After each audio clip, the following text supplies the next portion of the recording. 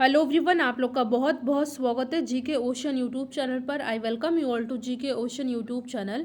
और आज के इस पर्टिकुलर वीडियो सेशन में हम लोग जो टॉपिक वाइज डिस्कशन चल रहा है ज्योग्राफी का, उसके पार्ट 2 में हम लोग डिस्कस करने वाले हैं सौर मंडल के बारे में। ठीक है, इससे पहले पार्ट 1 चैनल पर ऑलरेडी अपलोडेड है। अगर अभी तक आपने उस वीडियो को नहीं देखा तो ज़रूर देखिएगा, जिसका लिंक डिस्क्रिप्शन बॉक्स में दिया हुआ है। देखिए, जीके ओशन का एप्लीकेशन लॉन्च हो चुका है, जिसमें ज्योग्राफी की पॉलिटी और हिस्ट्री की क्विज़ अवेलेबल हैं फ्री में।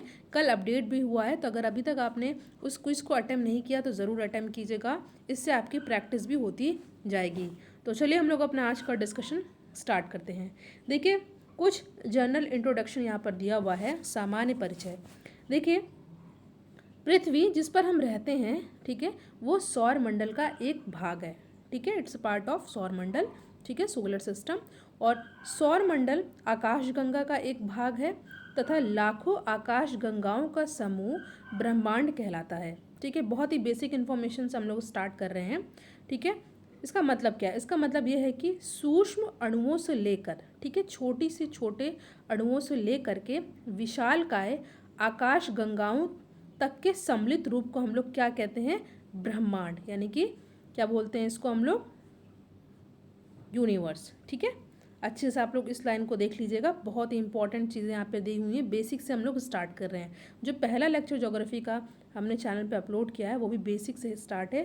5 से 6 मिनट का वीडियो है, आपका रिवीजन भी हो जाएगा। नेक्स्ट पेज पर हम लोग आते हैं। कुछ कॉन्सेप्शंस है, इसके बारे में हम लोग जानते हैं। डायरेक्ट इससे क्वेश्चन पूछा जाता है। देखिए, टॉलमी की जो जियोसेंट्रिक अवधारणा है, इसके अनुसार क्या बताया इन्होंने बताया कि पृथ्वी ब्रह्मांड के केंद्र में है तथा सूर्य एवं अन्य ग्रह इनकी परिक्रमा करते हैं। ठीक है, ये किसके द्वारा बताया गया है? ये बताया है टॉलमी के द्वारा। नेक्स्ट है, कॉपरनिकस ने टॉलमी की अवधारणा का इन्होंने खंडन कर दिया। कैसे? और जो है हेलियोस्ट्रिक अवधारणा का प्रतिपादन किया। इसके अनुसार इन्होंने ये बताया कि ब्रह्मांड के केंद्र में सूर्य तथा पृथ्वी एवं अन्य ग्रह इसकी परिक्रमा करते हैं। ठीक है, ब्रह्मांड के केंद्र में सूर्य है तथा पृथ्वी और अन्य ग्रह इसकी परिक्रमा करते हैं।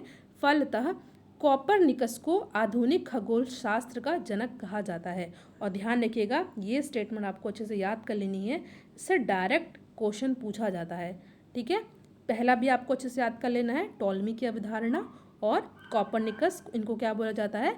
इनको बोला जाता है आधुनिक खगोल शास्त्र का जनक कहा जाता है। एग्जाम में डायरेक्ट ये क्वेश्चन पूछा गया है।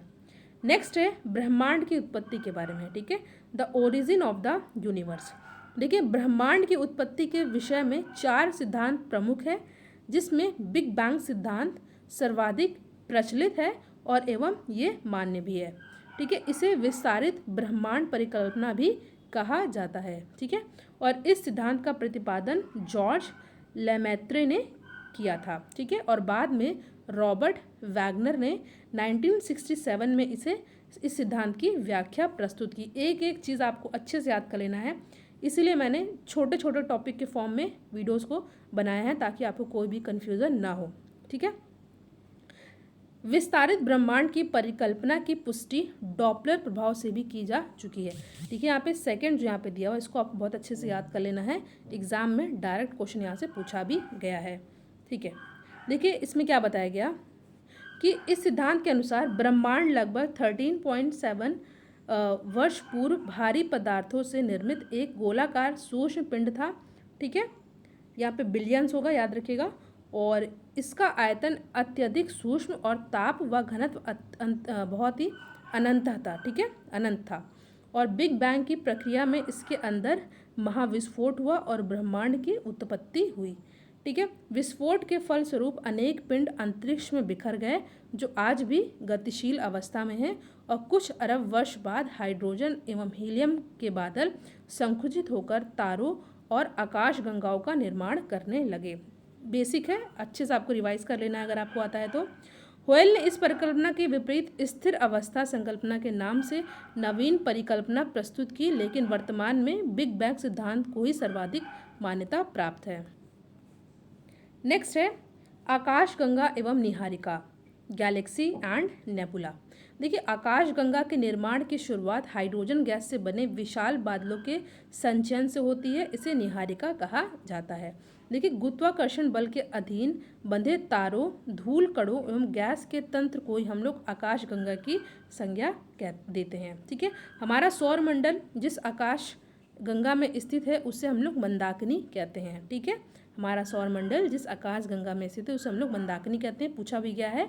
और यह सर्पिलाकार यानी कि स्फेरिकल शेप में है। ठीक है, मंदाकिनी को गैलीलियो ने सबसे पहले देखा था। डायरेक्ट क्वेश्चन पूछा गया है।